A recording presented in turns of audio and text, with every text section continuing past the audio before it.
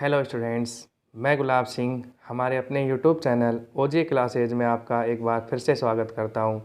तो दोस्तों, last class में हमने देखा था गति वाले टॉपिक को कंप्लीट कर लिया था। इसके बाद में नया टॉपिक हम लेते हैं आज वर्क पावर एनर्जी और चर्चा को आगे बढ़ाते हैं। गति वाला टॉपिक हमने 5 क्लासों में कंप्लीट कर लिया था। इसके बाद में आज देखेंगे नया टॉपिक डालेंगे, हेडिंग वर्क पावर एनर्जी और प्रेशर, दाब, कार्य शक्ति, ऊर्जा और दाब, ये हमारे बिंदु रहेंगे। ठीक है दोस्तों, तो इनको लिखिएगा। नए टॉपिक्स हमारा वर्क पावर एनर्जी प्रेशर कार्य ऊर्जा शक्ति के बारे में अध्ययन करेंगे। इसके बाद में इनका व्यंजक मात्रक के बारे में बताएंगे। इनके बेस पे कुछ न्यूमेरिकल्स आपको कराए जाएंगे। तो एक एक के बारे में विस्तार से अध्ययन करेंगे। पिछली क्लास देखने के लिए हमारे यूट्यूब चैनल ओजी क्लासेज को आप सब्सक्राइब करें। ठीक है दोस्तों, उसमें गति वाला टॉपिक मात्रक वाला टॉपिक हम कंप्लीट करा चुके हैं। देखिएगा दोस्तों आगे। नेक्स्ट सबसे पहले लेते हैं दाब को, प्रेशर। दाब क्या होता है और नेक्स्ट हेडिंग डालेंगे दाब।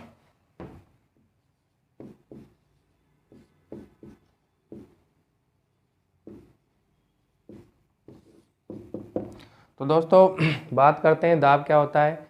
एकांक क्षेत्रफल पर लगने वाला बल ही क्या कहलाता है? प्रेशर कहलाता है। ठीक है दोस्तों, लिखेंगे एकांक क्षेत्रफल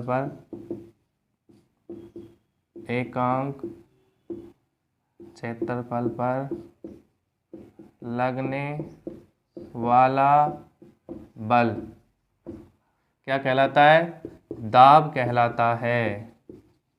ठीक है दोस्तों, तो इसका फॉर्मूला क्या बन जाएगा? दाब बराबर बल बटा क्षेत्रफल।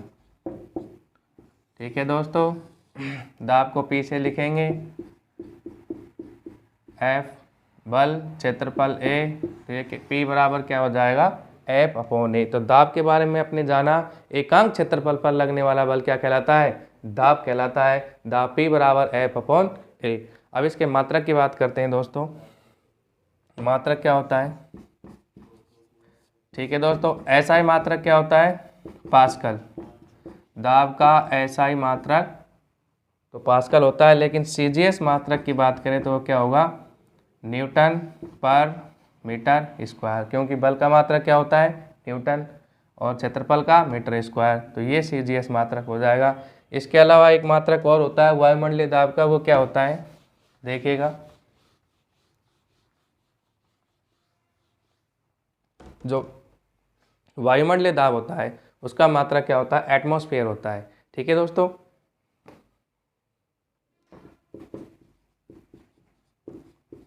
वायुमंडलीय दाब, वायुमंडलीय दाब को किस में मापते हैं? एटमॉस्फेयर। शॉर्ट में ATM। ठीक है दोस्तों, अब इसमें कितने पास्कल होते हैं देखिएगा।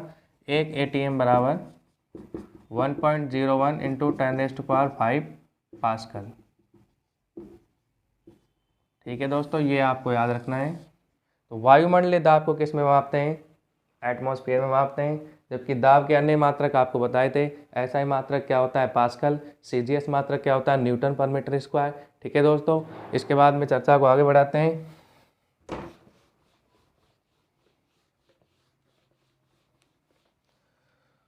दोस्तों, दो बातें मैं आपसे करना चाहता हूँ।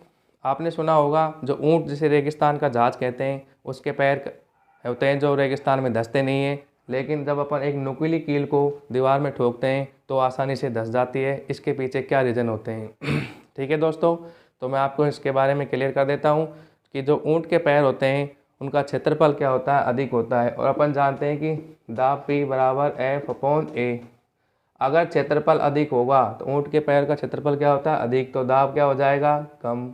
इसलिए उसके पैर आसानी से धंसते नहीं है। लेकिन अगर कील की बात करें, नुकीली कील, तो उसका क्षेत्रफल कैसा होता है? कम। क्षेत्रफल कम होगा तो दाब क्या होगा? बढ़ेगा। इसलिए नुकीली कील दीवार में आसानी से धंस जाती है, जबकि ऊंट जिसे रेगिस्तान का जहाज कहते हैं उसके पैर आसानी से नहीं धंसते हैं। तो दोस्तों मैं उम्मीद करता हूँ आपको ये दोनों बातें समझ आ गई होंगी। इनको आप नोट में लिख सकते हैं। तो नोट में पहले बात लिखेंगे,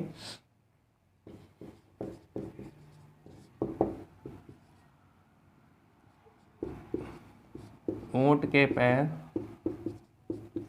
रेगिस्तान में आसानी से नहीं धंसते हैं। क्यों नहीं धंसते हैं? क्योंकि ऊंट के पैर का क्षेत्रफल अधिक होता है। क्षेत्रफल अधिक होगा तो दाब क्या हो जाएगा? कम हो जाएगा। दूसरा उदाहरण देखिएगा। दूसरे उदाहरण के बारे में किसके बारे में बात की थी हमने? नुकीली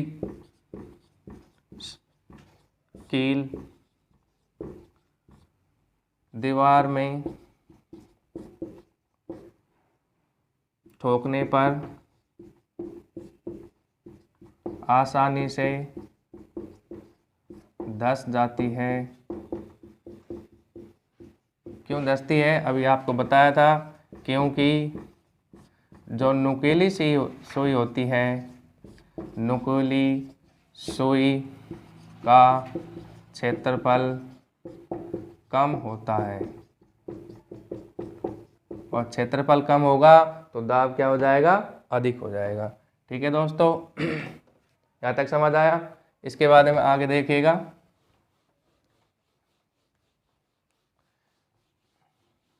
इसके बाद में नेक्स्ट टॉपिक डालेंगे आप द्रव में। देखते हैं द्रव में दाब की निर्भरता। ठीक है दोस्तों,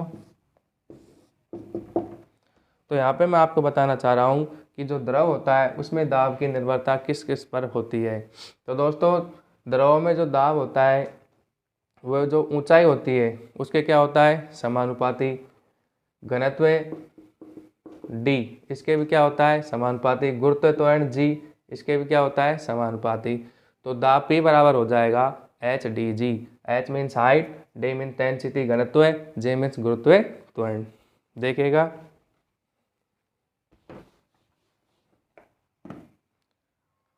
द्रव में दाब की निर्भरता, दाब P बराबर किसके होगा? h dg। ठीक है दोस्तों, जहाँ पर h क्या हो जाएगी? हाइट, ऊंचाई। उसके बाद में d क्या हो जाएगा? घनत्व, डेंसिटी। उसके बाद में g क्या हो जाएगा? गुरुत्व त्वरण, गुरुत्व त्वरण। ठीक है दोस्तों, इसके बाद में दो इम्पोर्टेंट बातें यहाँ देखिएगा। जल का घनत्व कितना होता है, पारे का घनत्व कितना होता है। देखिएगा जल का घनत्व है, जल का घनत्व है 1 × 10⁻³ किलोग्राम पर मीटर क्यूब। अगर पारे का घनत्व की बात करें तो ये कितना होता है? 13.6 × 10⁻³ किलोग्राम पर मीटर क्यूब। ठीक है दोस्तों, तो मैंने आपको जल का घनत्व बताया, पारे का घनत्व बताया। ये आपको दोनों मान याद रखने हैं।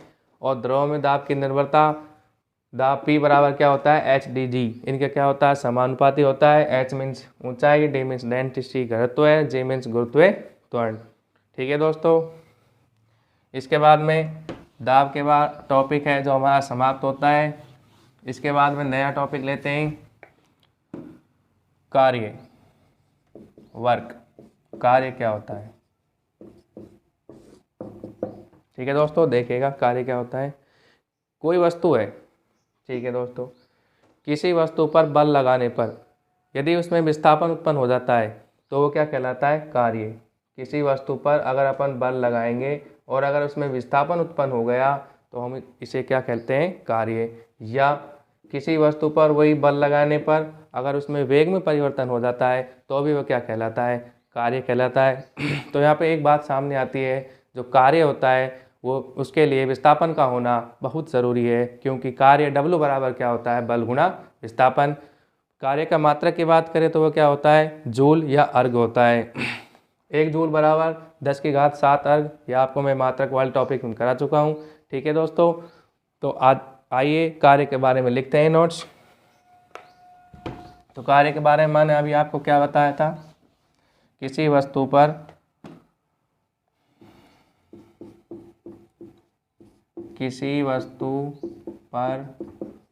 बल लगाने पर विस्थापन होता है तो वह कार्य कहलाता है। अथवा दूसरा क्या लिखेंगे, किसी वस्तु पर बल लगाने पर किसमें परिवर्तन होता है, वेग में परिवर्तन होता है तो यह कार्य कहलाता है। ठीक है दोस्तों, आगे नेक्स्ट लिखेंगे, कार्य के लिए विस्थापन का होना क्या है, जरूरी है। बिना विस्थापन के कार्य 0। कार्य के लिए विस्थापन का होना जरूरी है। कार्य के लिए किसका होना जरूरी है, विस्थापन का, क्योंकि कार्य के बारे में आपको बताया था, कार्य बराबर क्या होता है, बल गुणा विस्थापन। ठीक है दोस्तों, यहाँ तक लिख लिया, इससे आगे देखिएगा।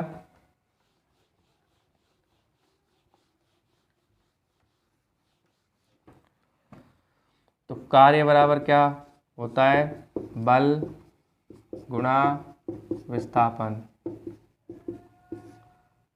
ठीक है दोस्तों, अगर इसके व्यंजक की बात करें तो कार्य को किससे डिनोट करेंगे, W से, बल को किससे करेंगे, F से, विस्थापन को S से, Fs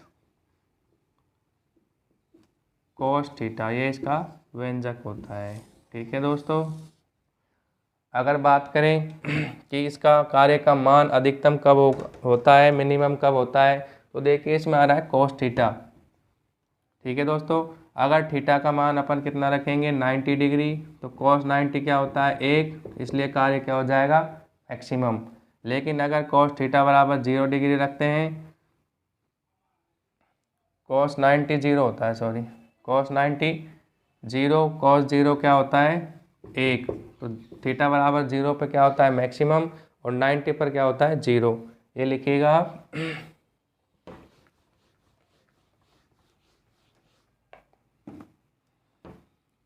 तो अपने पास बल का जो व्यंजक आया था वो क्या होता है, Fs cos थीटा।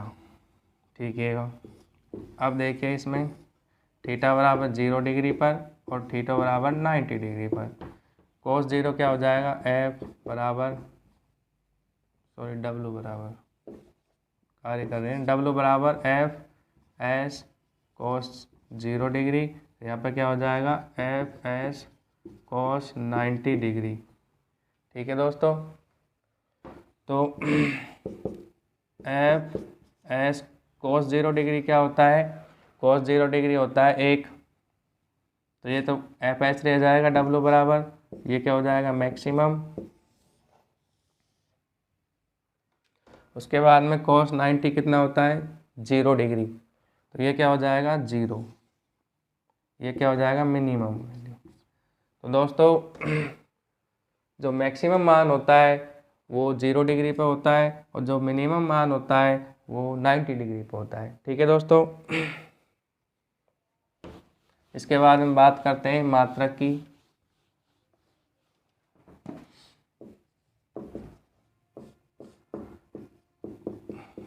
कार्य का जो SI मात्रक होता है वो होता है जूल या अर्ग।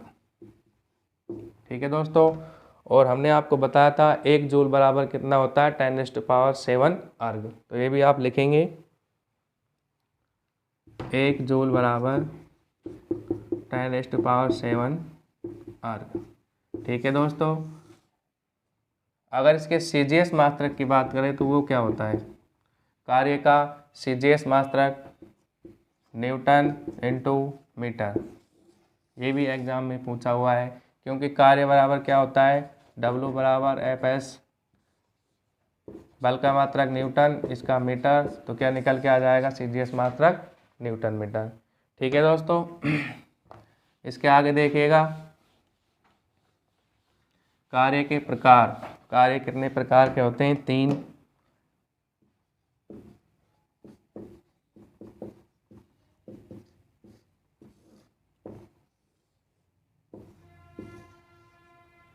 तो दोस्तों कार्य 3 प्रकार के होते हैं। एक होता है धनात्मक, एक ऋणात्मक, एक शून्य।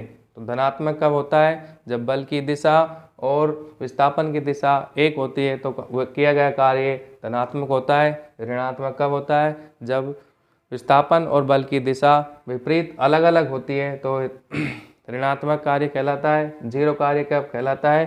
कि जब विस्थापन का मान कितना हो? 0, जैसे कि वृत्तीय गति। देखिएगा धनात्मक कार्य, ऋणात्मक कार्य और इसके बाद में शून्य। धनात्मक कब होगा? जब बल व विस्थापन, जब बल व विस्थापन की दिशा कैसी हो? समान हो। और ऋणात्मक कार्य कब कहलाता है? जब बल व विस्थापन की दिशा अलग अलग हो, अलग अलग हो। इसके बाद में शून्य कार्य कब कहलाता है? जब विस्थापन कितना हो? शून्य हो। तो किया गया कार्य क्या कहलाता है? शून्य। अगर इसके उदाहरण की बात करें तो वृत्तीय पथ में किया गया कार्य। दोस्तों वृत्तीय पथ में जो कार्य करते हैं तो उसमें किया गया कार्य शून्य कैसा होता है? क्यों होता है? देखिएगा, जैसे ये कोई सर्किल है, आपने यहाँ से स्टार्ट किया और यहाँ से के बाद में आप वापस यहाँ पे आ गए तो कार्य कितना हो जाएगा? 0। ठीक है दोस्तों, ये कार्य के प्रकार हुए। नेक्स्ट देखिएगा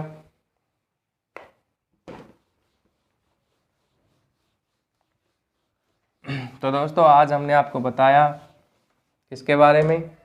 दाब, प्रेशर, इसके बाद में वर्क, इन दोनों की अपन बात कर चुके हैं। और अपना टॉपिक क्या था? Work, power, energy. इसके बाद में कल की क्लास में हम किसका अध्ययन करेंगे? एनर्जी।